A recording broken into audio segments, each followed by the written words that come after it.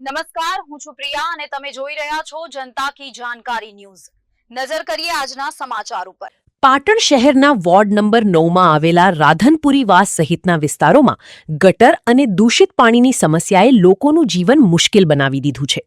છેલ્લા ઘણા મહિનાથી પીવાના પાણીમાં ગંદુ પાણી ભળતા અને ગટરના પાણી ઉભરાતા સ્થાનિકોમાં ભારે ચિંતા ફેલાઈ છે।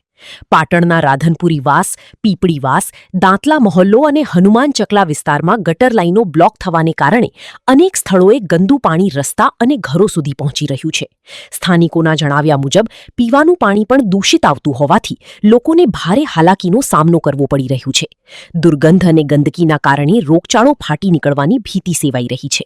મહત્વની વાત એ છે કે મોતીસા ચોક ખાતે આવેલા દુધેશ્વર મહાદેવ મંદિર નજીક પણ ગટરના પાણી ભરાતા ધાર્મિક સ્થળની આસપાસ ગંદકી ફેલાઈ છે। સાથે જ ગંદા પાણી વચ્ચે વીજ વાયરો હોવાના કારણે શોર્ટ સર્કિટ અને અકસ્માતનો ભય પણ ઊભો થયો છે।